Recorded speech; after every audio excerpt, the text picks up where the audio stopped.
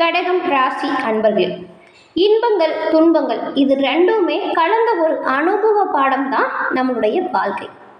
இப்படி எல்லோருடைய வாழ்க்கையிலையுமே ஏதாவது ஒரு கட்டத்தில் பாருங்க, பலவிதமான கஷ்டத்தையும் பலவிதமான சோதனைகளையும் நாம் சந்திச்சுட்டு தான் இருக்கோம்.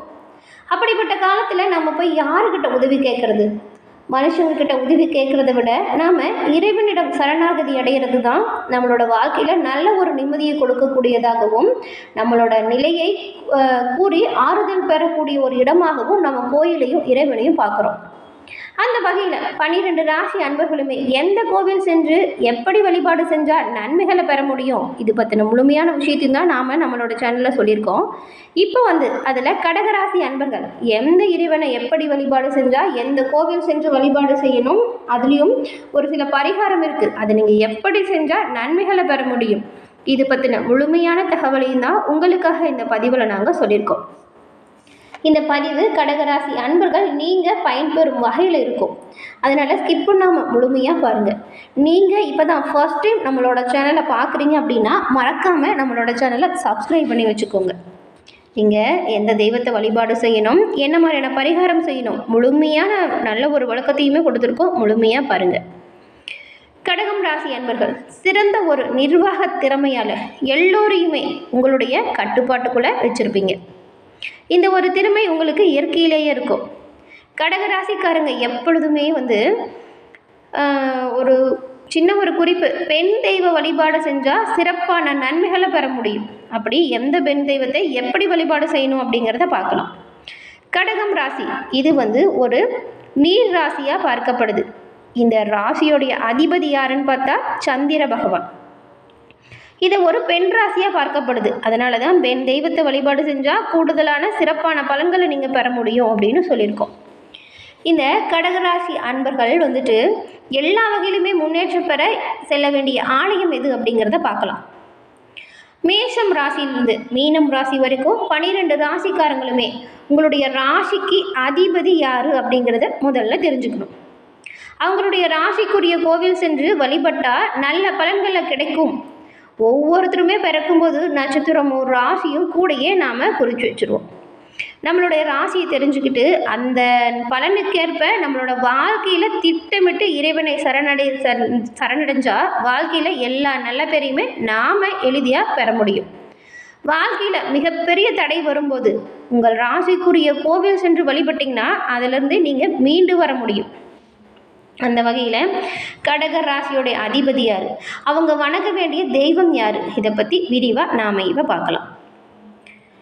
கடகராசியில் இருக்கக்கூடிய நீங்கள் உங்களோட தனிப்பட்ட ஜோதிட ரீதியாக இருக்கக்கூடிய அனைத்து வித பிரச்சனைக்கும் எளிய முறையில் தீர்வு பெற டிஸ்கிரிப்ஷனில் ஜோதிட நம்பர் கொடுத்துருக்கோம். அந்த நம்பருக்கு நீங்கள் ஃபோன் பண்ணி உங்களோட ஜாதகத்தை எளிய முறையில் கணிச்சுக்கோங்க. கடகம் ராசி கடகராசியில் புனர்பூசம் 4ஆம் பாதம், பூசம், ஆயில்யம் இந்த 3 நட்சத்திரத்திலும் பிறந்தவங்க கடகராசியில் வரக்கூடியவங்களா இருக்கீங்க. கடகராசியோடைய அதிபதி யாருன்னு பார்த்தோம், சந்திர பகவான். இப்படி கடகராசியோட சின்னம் நண்டு.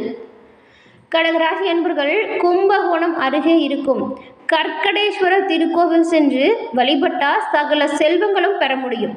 சந்திரன் சாப விமோச்சனம் பெற்ற தலம் இந்த தலம். அதனால தான் இது கூடுதல் சிறப்பு வாய்ந்த ஒரு தலமாக கடகராசி அன்பர்களுக்கு சொல்லப்படுது.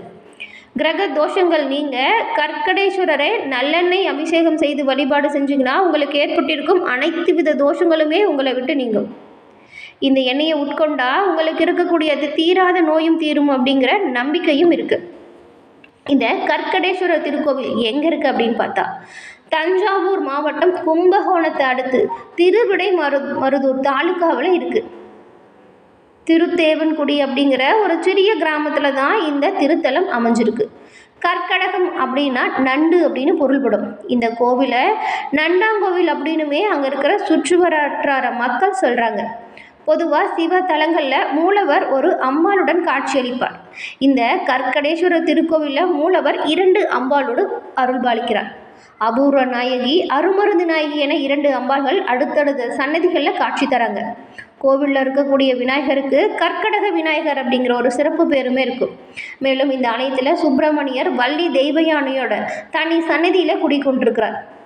வருடத்தில் ஒரு முறையாச்சும் இந்த கடகராசி அன்பர்கள் இந்த ஆலயம் சென்று சிவபெருமான வழிபாடு செஞ்சிங்கன்னா எல்லா விதத்திலையுமே நன்மைகளை பெற முடியும், தீராத தோஷங்களும் நீங்கக்கூடிய வல்லமையை பெற முடியும். உங்களுக்கு சிவபெருமான் பிடிக்கும் அப்படின்னா ஓம் நமச்சிவாயா போற்றி அப்படிங்கிற மந்திரத்தை மறக்காமல் 3 முறை பதிவிடவும் செய்யுங்க. சிவபெருமானின் அருளால் எல்லா விதத்திலையுமே நீங்கள் நன்மைகள் பெற்று நலமுடன் வாழ உங்களுக்கு வாழ்த்துக்களையும் நீங்கள் நினச்ச நல்ல விஷயம் கூடிய விரைவில் கிடைக்க சிவபெருமானிடம் உங்களுக்காக நாங்கள் பிரார்த்தனையும் செஞ்சுக்கிறோம். தேவார பாடல் பெற்றிருக்கக்கூடிய 276 சிவத்தலத்தில் 96வது தலமாக இந்த கற்கடகர் கோவில் வருது.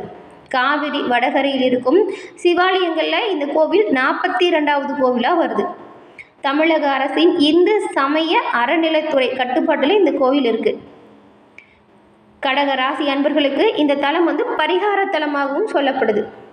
இந்த ஆலயம் சந்திர தோஷத்தை நிவர்த்தி செய்யும் கோவிலாக இருக்குது. சந்திர தோஷம் உங்களுக்கு இருந்துச்சுன்னா இந்த ஆலயம் சென்று வழிபாடு செஞ்சிங்கன்னா அந்த தோஷம் உங்களுக்கு விரைவில் தீரும். விநாயகர் சதுர்த்தி, ஐப்பசி அன்னாபிஷேகம், திருக்கார்த்திகை போன்ற விசேஷமான பண்டிகைகள் இந்த கோவிலில் ரொம்பவுமே கோலாகலமாக கொண்டாடப்படுது. அதுவும் பிரதோஷ நாட்கள்லையுமே சிறப்பு பூஜை வழிபாடு செய்கிறாங்க. காலை 9 மணி முதல் மதியம் 1:30 மணி வரைக்கும், மாலை 4 மணி முதல் 7 மணி வரைக்கும் இந்த கற்கடேஸ்வரரை நீங்கள் தரிசனம் செஞ்சலாம். முடிஞ்ச வரைக்கும் கடகராசி அன்பர்கள் வருடத்தில் ஒரு முறையாச்சும் இந்த ஆலயம் சென்று இறைவனை வழிபடு பாருங்கள். நன்மைகளை நீங்கள் எல்லா விதத்திலுமே பெற முடியும், எல்லா விதத்திலுமே நன்மைகள் உண்டாகும். இப்போது கடகராசி அன்பர்கள் செய்ய வேண்டிய பரிகாரம் என்ன அப்படிங்கிறத பார்க்கலாம். ஒவ்வொருத்தருமே அவங்க பிறக்கிற நேரத்தில் அன்றைய நாள், நேரம், அன்றைய தினத்தில் கிரக நிலை இது எல்லாத்தையுமே வச்சு தான் ஒரு மனிதனோட ராசி கணிக்கப்படுது. அந்த வகையில் 12 ராசிகளில் 4வதாக வரக்கூடியது தான் இந்த கடகம் ராசி. இந்த கடகராசியில் பிறந்தவங்க உங்களோட வாழ்க்கையில் வாழ்நாள் முழுவதுமே நல்ல பலன்களை பெறணுன்னா கீழ் வரக்கூட பரிகாரத்தை தொடர்ந்து செய்யுங்க. கடகம் ராசி, இந்த வார்த்தை கற்கடகம் அப்படிங்கிற சமஸ்கிருத வார்த்தையிலிருந்து உருவான ஒரு சொல். இந்த வார்த்தையின் பொருள் நண்டு. நண்டு பொதுவாக நீரில் வசிக்கும் ஒரு உயிரினம். பஞ்சபூதத்தில் நீரை ஆளும் கிரகமும் சந்திர பகவான். இந்த சந்திர பகவான் சொந்த ராசியாக கடகராசி இருக்கிறதுனால பெரிய ஒரு ஆச்சரியம் எதுவுமே கிடையாது. எல்லாமே நீர் சம்மந்தப்பட்டு இருக்குது. சந்திர பகவானை மனோகாரகன் அப்படின்னு சொல்லுவாங்க. ஒரு மனிதன் மனதிற்கு காரகனாக சந்திர பகவான் இருக்காரு. கடகராசிக்காரங்க உங்களோட வாழ்க்கையில் நல்ல பலன்களையும் அதிர்ஷ்டத்தையும் பெறணும்னா இதை செய்யுங்க. கடகராசிக்கு நவகிரக நாயகன் சந்திர பகவான். கடகராசியில் இருக்கக்கூடிய நீங்கள் திங்கட்கிழமையில் சிவபெருமான் ஆலயம் சென்று சிவபெருமான வழிபாடு செய்கிறதும், சிவபெருமானுக்கு பாலாபிஷேகம் செஞ்சு வழிபாடு செய்கிறதும் கடகராசி அன்பர்கள் உங்களோட வாழ்க்கையில் ஏற்பட்டிருக்கும் கிரக தோஷத்திலிருந்து நீக்கக்கூடிய வல்லமையை பெற முடியும். அது மட்டும் இல்லாமல் கர்ம தோஷங்களும் நீங்கும். பௌர்ணமி தினத்தில் முன்னிரவு நேரத்தில் வானத்தில் தோன்றக்கூடிய பூரண சந்திரனின் தரிசனம் செய்வது உங்களோட மனதில் நேர்மறையான சக்திகளை நிரப்ப செய்யக்கூடிய ஆற்றலை கொடுக்கும். சந்திர பகவான் ஒரு மனிதனுக்கு தாயாருக்கு காரணமாகிறார். கடகராசிக்காரங்க தினம்தோறும் உங்களோட தாயாரை வணங்கி வந்தீங்கன்னா சந்திர பகவானின் பரிபூர்ண அருளையுமே பெற முடியும். எல்லா விதத்திலுமே உங்களுக்கு நன்மை பிறக்கும். மாதத்துக்கு ஒரு முறை கோவில் மற்றும் துறவிகள், ஏழை இவங்களுக்கெல்லாம் அரிசியை தானமாக கொடுங்க. உங்களுக்கு ஏற்படவிருக்கும் அனைத்து வித துரதிர்ஷ்டங்களுமே உங்களை விட்டு நீங்கும். இது ஒரு சிறப்பான பரிகாரமாகவே கடகராசி அன்பர்களுக்கு பார்க்கப்படுது. கோடை காலத்தில் மக்களின் தாகம் தீர்க்கக்கூடிய வகையில் தண்ணீர் பந்தலோ, விலங்குகளுக்கு தாகம் தீர்க்கக்கூடிய வகையில் தண்ணீர் தொட்டியும் அமைச்சு தரது ரொம்பவுமே சிறப்பான பலனை பெற்றுக் கொடுக்கும். கோவிலில் இருக்கக்கூடிய குளத்தில் இருக்கும் மீன்களுக்கு அவ்வப்போது அரிசி பொரியை கூட நீங்கள் இறையாக கொடுத்துட்டு வரலாம். இதுவுமே நன்மைகளை பெற்றுத்தரக்கூடிய விஷயமா பார்க்கப்படுது. இதெல்லாம் சின்ன சின்ன விஷயமா தெரியும், ஆனால் கடகராசி அன்பர்கள் இதை செஞ்சிங்கன்னா எல்லா விதத்திலுமே நீங்கள் நன்மைகளை பெற முடியும். பொதுவாக இந்த தெருநாய்கள், பசுமாடுகள் இதுக்கெல்லாம் உங்களால் முடிஞ்ச வரைக்கும் உணவு வாங்கி கொடுங்க. ஏழை எளியவங்களை பார்த்தா அவங்களோட பசியை தீர்க்கக்கூடிய அளவில் உணவு தானமாக கொடுங்க. இது எல்லாமே சிறப்பான ஒரு பரிகாரமாக கடகராசி அன்பர்களுக்கு பார்க்கப்படுது. இந்த விஷயத்தை நீங்கள் தொடர்ந்து செஞ்சீங்கன்னா உங்களோட வாழ்க்கையில் நீங்கள் எல்லா விதத்திலுமே நன்மைகளை பெற முடியும், நல்ல ஒரு முன்னேற்றம் அடைய முடியும். உங்களுக்கு வரக்கூடிய துரதிர்ஷ்டம் நீங்கி அதிர்ஷ்டம் உருவாகக்கூடிய வாய்ப்பை நீங்கள் இதை செஞ்சால் எளிய முறையில் பெற்றுக்கொள்ளலாம். என்ன கடகராசி அன்பர்களே, சிவபெருமானின் பரிபூரண அருளும் கிடைக்க பெற்று நீங்கள் நலமுடன் வாழ உங்களுக்கு வாழ்த்துக்களையும் இறைவனிடம் உங்களுக்காக நாங்கள் பிரார்த்தனையும் செஞ்சுக்கிறோம். கடகராசி அன்பர்கள், இந்த பதிவு பொறுத்த வரைக்கும் நீங்கள் பயன்பெறும் வகையில் அமைஞ்சிருக்கும்னு நினைக்கிறோம். பதிவு பிடிச்சிருந்தால் லைக் பண்ணுங்கள். உங்களோட நண்பர்கள், குடும்ப உறுப்பினர்கள் கடகராசியாக இருந்தால் அவங்களுக்குமே இந்த பதிவை ஷேர் பண்ணுங்கள். நீங்கள் இப்போ தான் ஃபர்ஸ்ட் டைம் நம்மளோட சேனலை பார்க்குறீங்க அப்படின்னா மறக்காமல் நம்மளோட சேனலை சப்ஸ்கிரைப் பண்ணி வச்சு கூட வருது இல்லையா பெல் ஐக்கான், அதை கிளிக் பண்ணி வச்சுக்கோங்க. அப்போ தான் நாங்கள் போடுற பதிவுகள் ஒவ்வொன்றுமே நோட்டிஃபிகேஷன் மூலம் உங்களை உடனுக்குடன் வந்தடையும் அப்படிங்கிறத தெரிவிச்சுக்கிறோம். தொடர்ந்து பார்த்தமைக்கு நன்றி நேயர்களே. நன்றி, வணக்கம்.